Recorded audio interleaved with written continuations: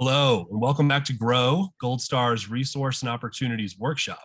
Once again, I'm Ford Chumley, and with us this evening is Bonnie Houpt, a board-certified music therapist, here to share with us what music therapy is all about. We'll discover how the therapy can benefit individuals with disabilities, see an example of what the intervention can look like, and learn where to find music therapists in Colorado. So without further ado, here's Bonnie. Awesome. Thank you so much, Ford. Let me get my PowerPoint up and we'll get going. Okay. So yeah, today's all about music therapy 101. Just kind of what Ford said, what it is, how is music beneficial, music therapy beneficial, what does it look like for individuals with disabilities, and we'll do a couple of music activities and kind of examples of interventions today too, and really just get into it. So real quick, a little more about myself. I am a board certified music therapist, and the credential you'll see for that is MT-BC. And I'm the owner of Rhythmic Roots Music Services, LLC, which is my private practice. I'm a solopreneur, and I go in the home, in the community, and provide telehealth for music lessons, music therapy, and music groups. And I'm a percussionist. I studied drums. I've been doing that for, I think, over 14 years now. I've been drumming, and I also play guitar, ukulele, I sing and play piano, and you'll see some of those instruments today too. I've recently this year gotten into climbing, so I've been bouldering a lot this year, and I'm a very avid cat lover. My water bottle here has cats on it. The kids love it. And also my cat Queenie, who's pictured here, may or may not make an appearance, so I kind of almost put it as a warning because sometimes she'll come and join these kind of presentations. She's sleeping right now in the other room, so we'll see if she joins. And especially if I start making sound, she's not as active in the presentations, and we'll get singing here in a second. All right, so what to expect. Once we finish up this introduction, we'll jump into what is music therapy and the definition of it, the benefits of music therapy for all populations, music therapy for individuals with disabilities and what that looks like in my work, and where to find a music therapist, and in Colorado for sure, but I'll also talk about the national registry with that too. So yeah, I think let's go ahead and start with a song today. And really, feel free to experience this however you would like to, whether that's singing, dancing, listening, padding, playing another instrument at home, however you want to experience the music today. So let me really quick get my ukulele and we'll do a song.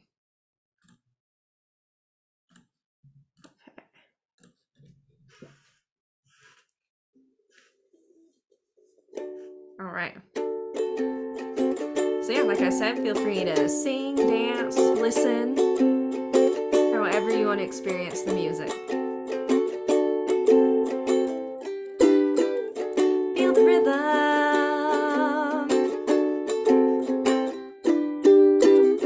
with your sticks. Make some music.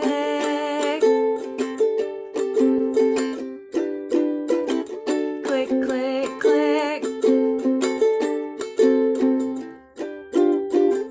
Feel the music inside any way you like.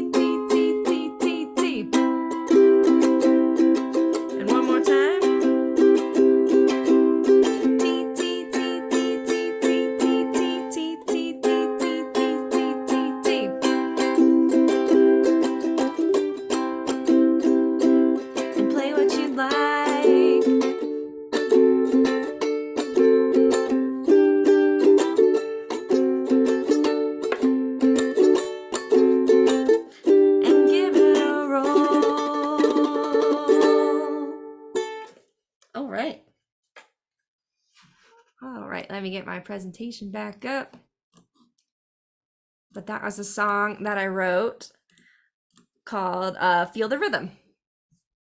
And I just wanted to start before we get into what is music therapy with that song, because we're going to kind of use it as an example as we go through the PowerPoint too, of different goals in music therapy, different benefits, and kind of like what could a song like that work on.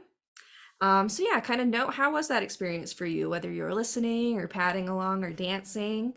I really feel like music can create this container and space for us to attune with each other, even if we're just kind of feeling that beat, listening to that music together. All right. So what is music therapy? I'm going to read this definition off the screen from the American Music Therapy Association, and then we'll kind of break it down too. But music therapy is the clinical and evidence-based use of music interventions to accomplish individualized goals within a therapeutic relationship by a credentialed professional who has completed an approved music therapy program. And this also includes a 6-month internship placed in different populations around the US. You can, I got mine on a national roster. So I went to school in Georgia, and then I interned in Omaha, Nebraska. And I just stayed for the whole school year, so I did an extended internship too. And then there's also a board certification exam that music therapists have to pass to be board certified and earn that MT-BC. And so we have this national accreditation and approved providers, which we'll talk about at the end when you're looking for a music therapist, making sure it's one that isn't a credentialed music therapist. But also, every state kind of has different licensure and title protection. Right now, Colorado doesn't currently have anything other than the national credential, but other states like Georgia have a license that music therapists also have to get. So that's kind of something we're working with on an advocacy level, state to state, trying to work on having some more regulation on making sure that people are getting music therapists who are board certified and trained to be a music therapist. And so, this is a big definition. What does it mean? One way I kind of like to think about it and break it down is music therapy is using music as a vehicle in which therapeutic change occurs, and it's guided by a board certified music therapist. And music therapists in this training from these credentialed programs, we're really trained to use music therapeutically, looking at different elements of music, such as timbre, which is like the unique quality of an instrument, because some instruments might be really high pitched, and that could be something that could cause like sensory dysregulation. So kind of keeping those things in mind: pitch, melody, harmony, rhythm, tempo, volume, all these elements we are trained to, in different situations, use therapeutically or change the elements to elicit different responses. And then we also are trained to be those therapists and to build rapport.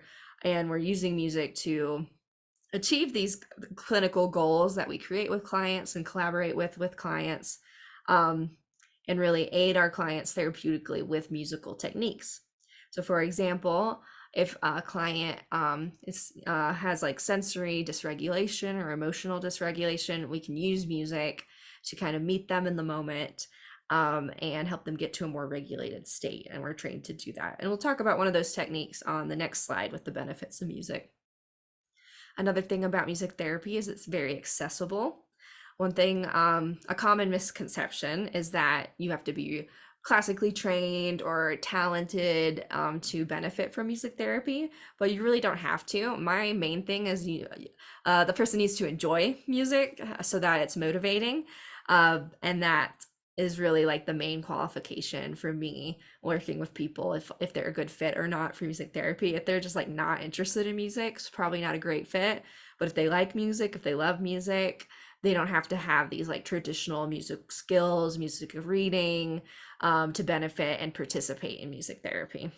And so that's great when we're talking about individuals with disability, because it's so accessible. You can hand somebody a drum and we can find a way to support them in playing it.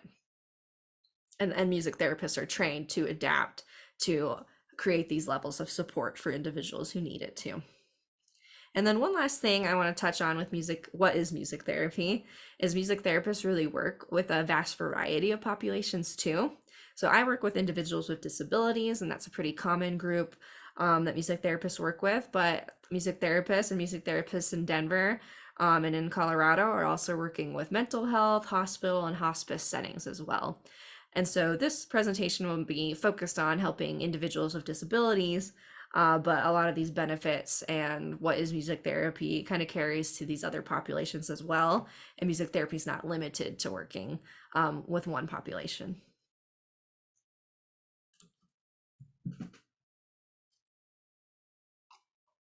All right, so let's talk about the benefits of music and music therapy. So there's a lot of research that's been done on the benefits of music itself and music therapy with different populations, and like that could be hours worth of presentations as well. So we'll kind of hit on some kind of highlights, and this reflects a lot of my work too when we get into the kind of domains that music therapy can target. But yeah, there's just been a lot of research done. And so when we're talking about the benefits of music, they found in one study that music has decreased symptoms of depression and anxiety through music making.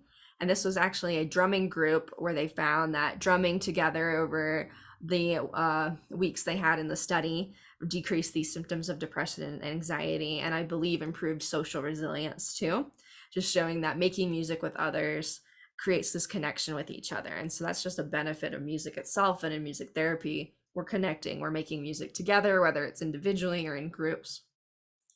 And then music has also been found, just listening to music can decrease cortisol, that's a stress hormone, can decrease those stress hormone levels and reduce pain. So this has been found in different music therapy studies. And this kind of ties in back to how music therapy is so accessible, because just listening to music alone has been shown to have these therapeutic benefits in different settings. And on that note, whether you're listening or making music, preferred music is one thing that we're trained in our music therapy programs to really hone in on, because I think the general public thinks, oh, if we need to relax, we need to maybe put on some Bach, some Beethoven, that classical music, right? Well, there's actually been studies done that show that the most relaxing music is what's relaxing to the individual. And so they found, like, I believe it was in a hospital setting, that clients found like rock music and metal music way more relaxing than classical music, because that was their preferred music. And so with everybody I work with, and that most music therapists, everyone they're working with, it's kind of like, well, what music do you like? Who's your favorite singer? What are you interested in learning? What are you interested in playing? And so if we're trying to relax, I'm not necessarily going to bring in something like Beethoven unless that is relaxing for the client, kind of showing this really individualized aspect of music therapy. Music therapists really individualize our work for the vast populations we work with. It's like, who is in front of us today? How are they responding to the music?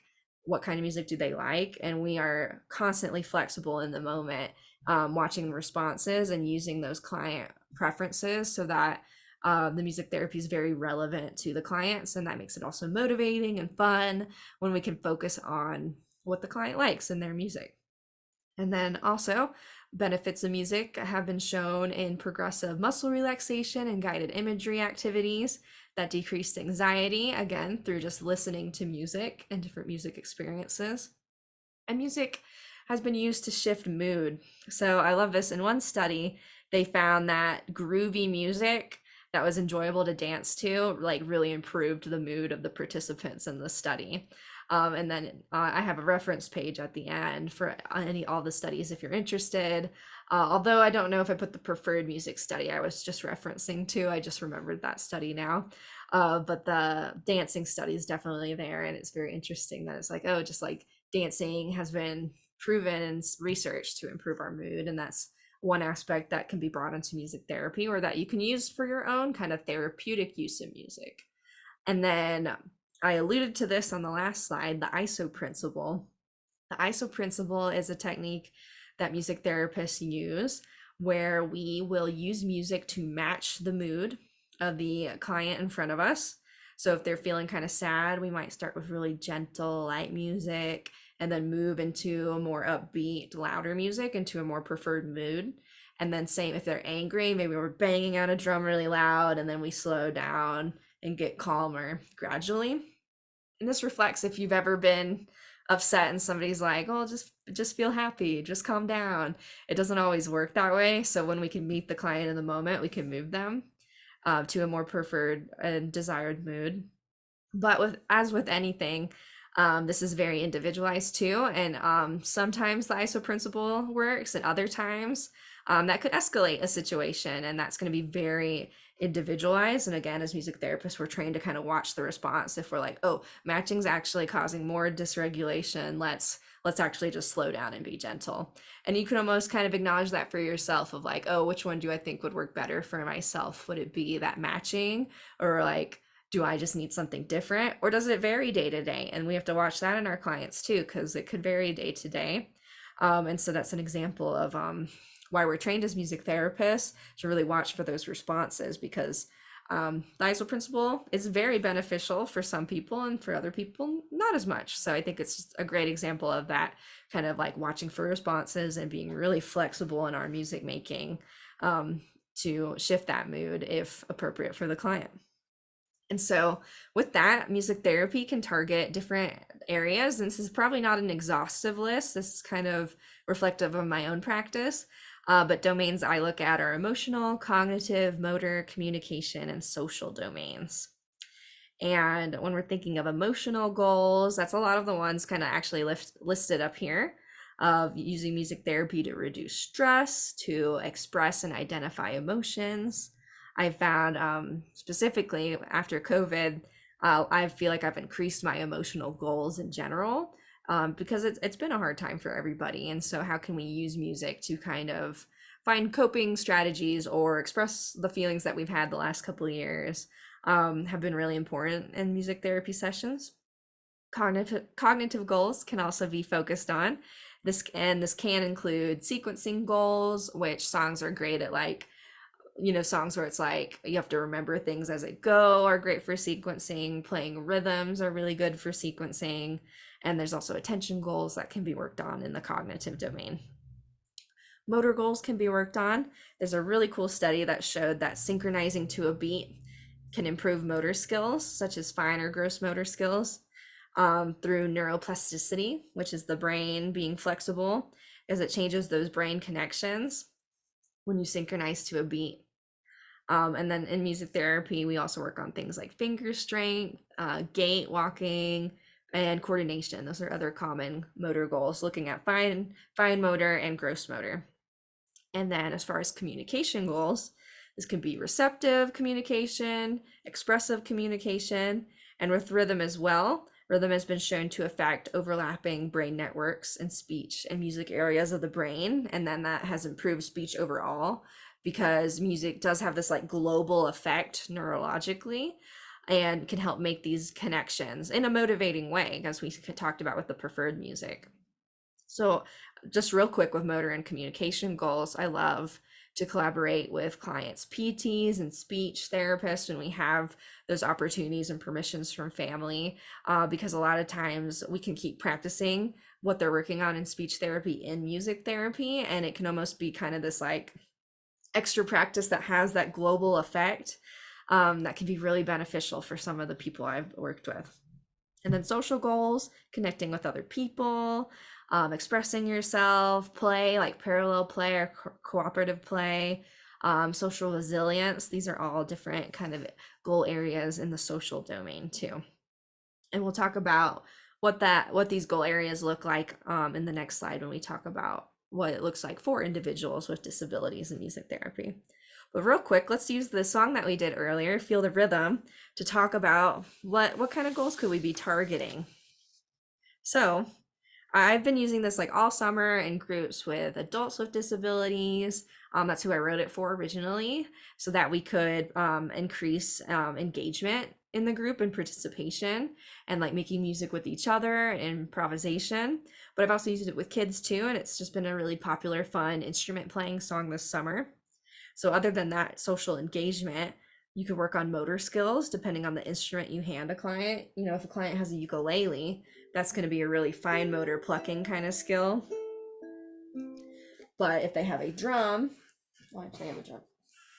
That might be more of a gross motor kind of coordination skill. So, depending who we're working with and developing goals for, we can pick out different instruments. Or sometimes in my groups with adults with disabilities, I look at what instruments are going to be more accessible for everybody. Because if we have limited physical ability, that's okay. I have different instruments where we can like wrap sleigh bells around and have different accessible instruments that could be used too.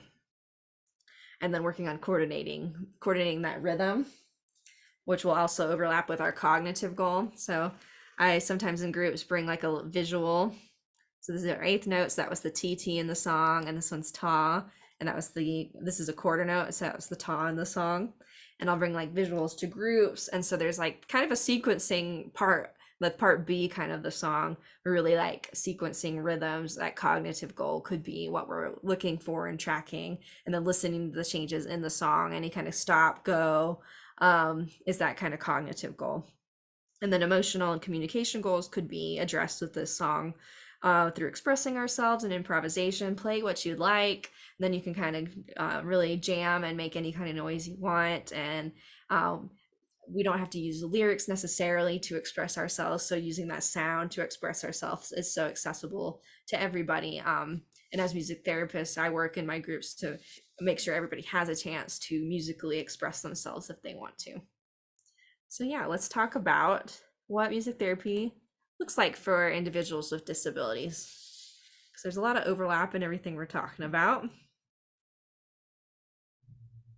But the main thing too, and I want to touch on is this is true what I'm going to talk about for most clinicians. There's going to be a variety in the structure of what music therapy looks like for individuals with disabilities, for different populations. But in general, what we're kind of learning in our credentialed programs lays out a lot of these points that I'll talk about.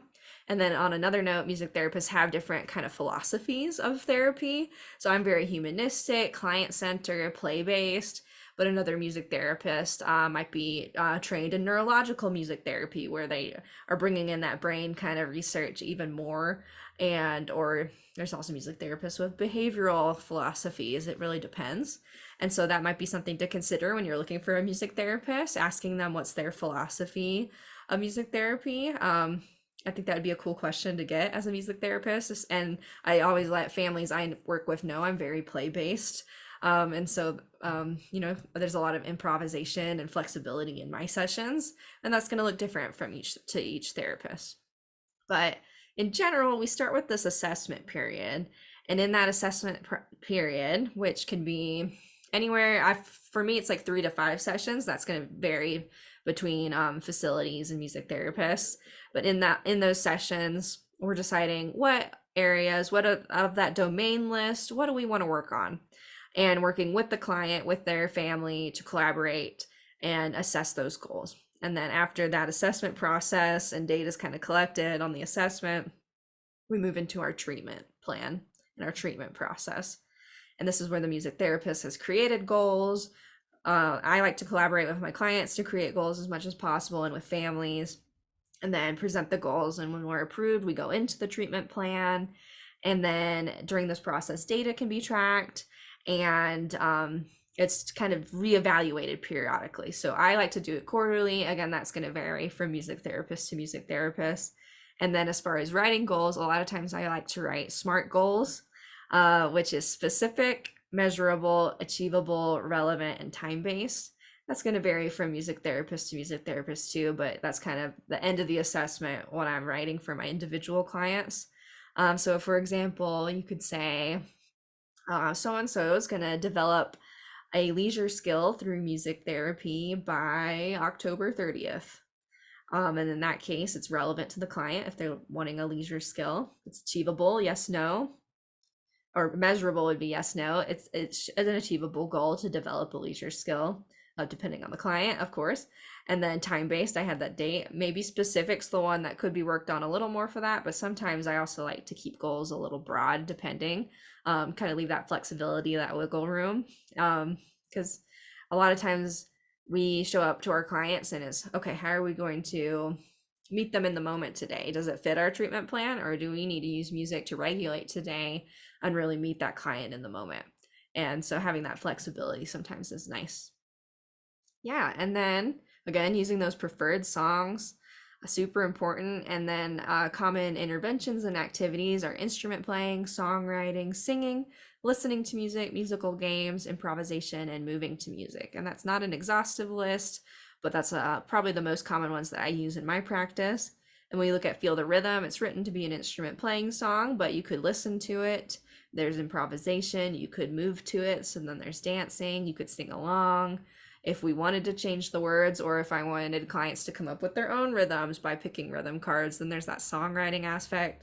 And there is already kind of a musical game aspect to it a little bit, kind of with the listening for the B section when those rhythms come in. So there can be these overlaps in these activities as well. And as far as what instruments are played, a lot of times small handheld percussion instruments, there's some on this picnic blanket. And then in my practice, I have bucket drums, so I do a lot of drumming, especially in my groups. But really, any musical instrument could be brought into music therapy, depending on what the music therapist owns or what their facility provides. But definitely handheld percussion instruments, anything you can kind of tap or shake. Those are usually very accessible and very common instruments you'll see in music therapy. So, real quick, I'd like to do one more song. And this is kind of a song that could target emotional skills, such as coping skills and breathing, maybe sensory goals. It's a little breathing song that I have. So again, please feel free to participate in whatever way is most comfortable for you. And whether that's listening, singing along, breathing, it's relaxation if you want to close your eyes. Really what is most comfortable for you, camera off. Really, again, you get to decide how you want to experience the music. Breathe in, belly rises. Breathe out, belly falls. Breathe in, belly rises. Breathe out and empty it all. Put one hand on your chest. It stays still when breathing deep. Put one hand on your belly.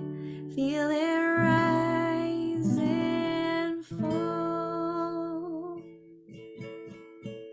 Breathe in, belly rises. Breathe out, belly falls. Breathe in, belly rises. Breathe out and empty it all. This time we're gonna buzz. Breathe in, belly rises. Buzz out, belly falls. Breathe in, belly rises. Buzz out and empty it all. Next we're gonna do tongue out. Sometimes in yoga this is called lion's breath. Breathe in, belly rises. Tongue out, belly falls. Breathe in, belly rises. Tongue out and empty it all. And for this last one, we're gonna sigh out. Feel free to let something go today. Breathe in, belly rises. Sigh out, belly falls. Breathe in, belly rises. Sigh out, and empty it all. Awesome. So that's a song I wrote called Breathe In, Belly Rises. And like I said, I like to use it as a relaxation activity. And I've done this one, I think, with most ages too. Kids, I've done it with teenagers and with adults, with voice students, really kind of meeting those different goals in voice. We're working on that breathing element, but it is really grounding and or can be for individuals and be really relaxing. And so with an activity like that, I can make my voice softer, I could make the music slower. I could cue different options. I could let the client come up with something that we do the next time through, to be flexible in that music making and to target different goal areas. Or if I notice they're like really overstimulated, to kind of drop down, maybe instead of finger picking, just go to a single strum. Those are things music therapists are thinking about. I think that would be the main difference between a music therapist and a like music performer, is we are so flexible in the moment and we are there to connect with you and the music making, not necessarily just present music. And we talked about listening to music does have its benefits, and performers do bring a therapeutic aspect, or just even listening to music at home. But that difference of music therapy is kind of that therapist that's there in the relationship, connecting with you in the moment and changing the music when appropriate, or and even changing words and songs in the moment. So yeah, so kind of note how that was for you. Hopefully, you enjoyed a moment for yourself. And we'll talk about, okay, we know what music therapy is. We want one. Where do we find a music therapist? So I had 3 links here, and I'm happy to send this PowerPoint to Gold Star as well. But the first resource are Colorado music therapists, and these are members of the Colorado Association for Music Therapy, and it lists like the specific area they are in Colorado too. It's not an exhaustive list of music therapists, but people who are members. Same with this American Music Therapy Association registry. Not an exhaustive list of music therapists, just people who are members of the National Association. But you can search Colorado or other states and see people who are members of AMTA. And then finally, I think one of the most important ones here is the Certification Board of Music Therapy, is who we're credentialed with nationally. And you can put any name in, or you can even search by state to see who is a board certified music therapist, so that you're seeing who is trained in these different things we talked about today. You can find them on that list, and then you can find, I believe you can find every therapist in Colorado that way if you just put in Colorado in the search. It might not say where they're located, or it depends how updated it is. I know mine says Highlands Ranch, and that's where I'm currently located, but it might not be super up to date, but it hopefully gives at least a starting point on how to contact different music therapists or check if they have that certification. All right, so thank you so much for tuning in today and listening to what music therapy is. Feel free to follow me on social media. I am at Rhythmic Roots Music Services on Facebook and Instagram. And I also have a YouTube channel connected with Instagram and Facebook. You can find it that way. And then there's my website and my email. If you ever have any questions on music therapy, please don't hesitate to send it my way. I'm super happy to connect you with a music therapist that's going to best fit your needs. And like where you're located, that philosophy aspect of it too. I'm super happy to refer out to different professionals that I'm aware of or that are on that registry list. But yeah, thank you again for your time and for making a little music with me today. All right, Bonnie, thank you so much. That was really fun. Loved the music, and I think we all learned a lot. I mean, that was amazing. So hopefully, we sparked some interest in music therapy today. So I want to thank everyone for joining in and watching today, and we will see you next time here on Grow. Bye.